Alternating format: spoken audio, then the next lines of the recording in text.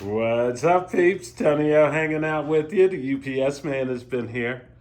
Salty off-road. What could it be? I know exactly what it is. I don't know why I'm tripping like that.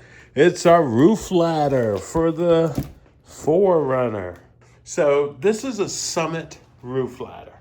I purchased it from Amazon, not C2 Fabrications or C4 Fabrications, whatever it is. As we can see, it's from China or some Asian country. So inside the box, we've got our installation notes. What I'm really hoping to see is the stencil. Uh-oh, there it is. So this is what I'm looking for. So we'll cut that out to drill our holes. So again, sort of like our winch bumper, this is going to be a permanent install on the 4Runner. So let's hope we like it. So starting off, it looks like we will assemble the ladder. I guess first we should make sure we have all our pieces. This almost looks like our 4Runner right there. So this is what we're going for, the ladder on the back there. So we'll assemble our ladder and then we'll cut the holes, use the stencil to cut the holes in our roof. And then that's where or in our tailgate door, hatch door.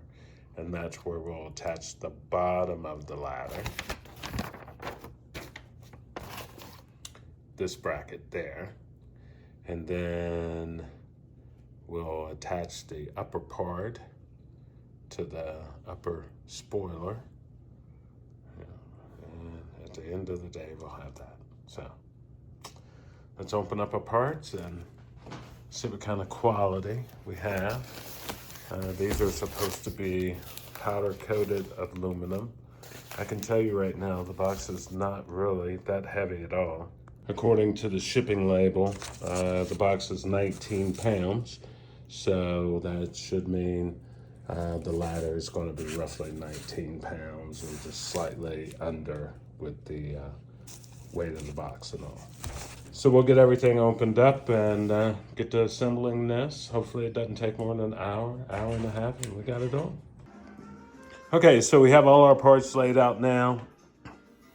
I'm going to assume this is going to be, these two parts here are going to be combined together, basically, to make our inside rails.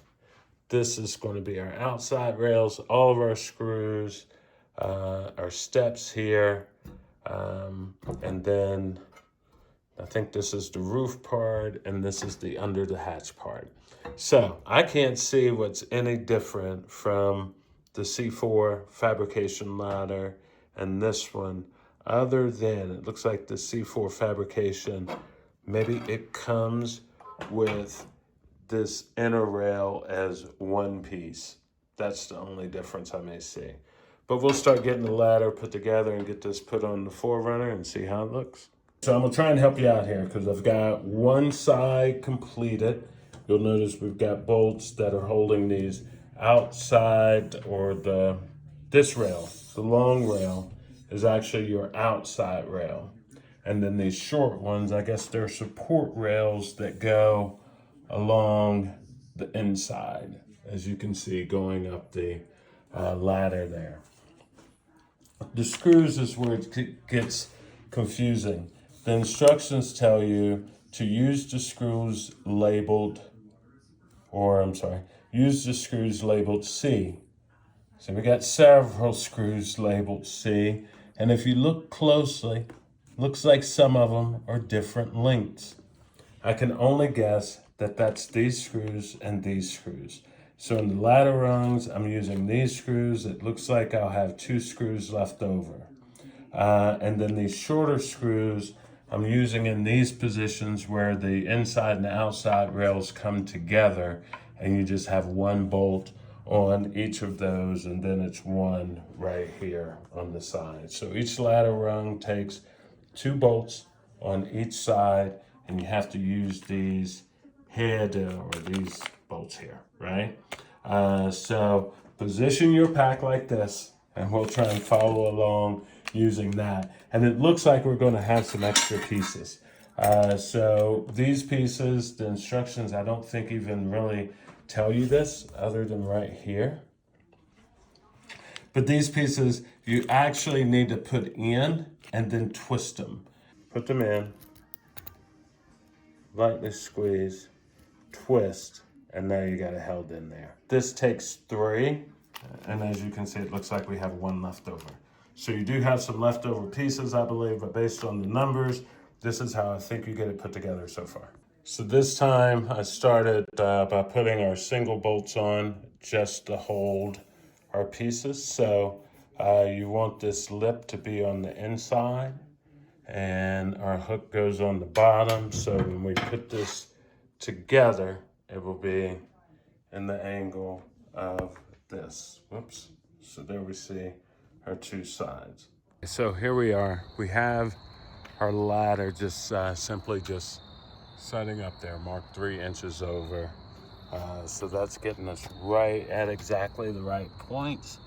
But as you see, we're about a 1/4 inch or better away from actually meeting this plate. I don't have that tight yet, so it's off just a little.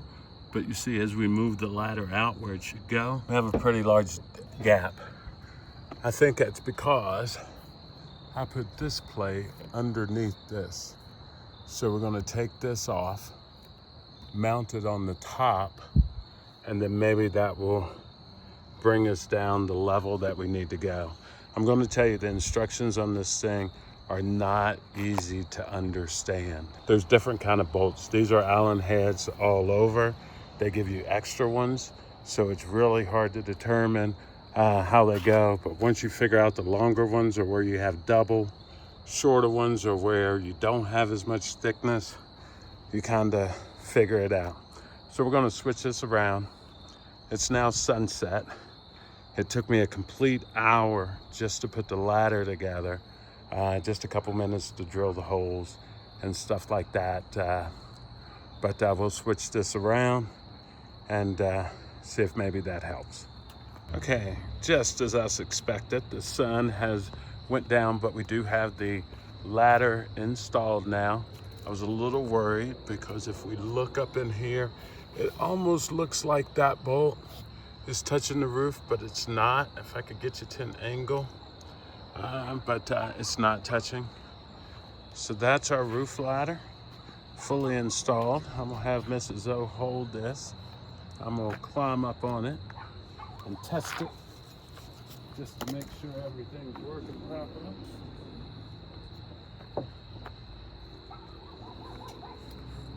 Well, there we go.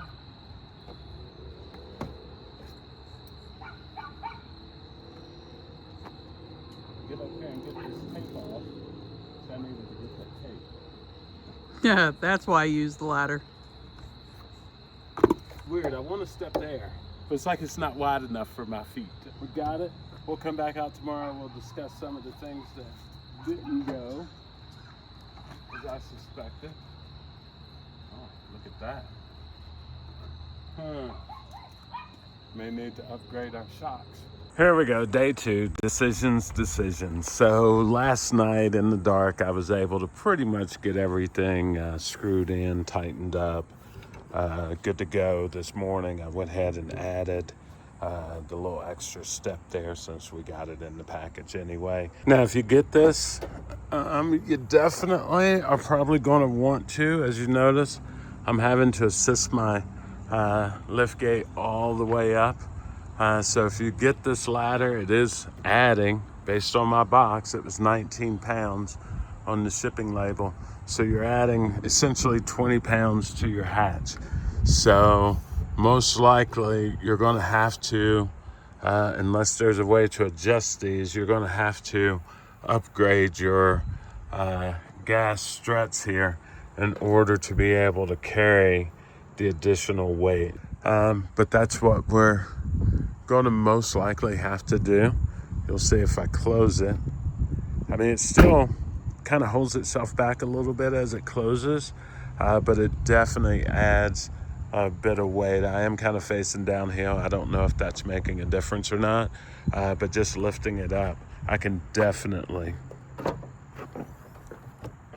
as you see, it stops.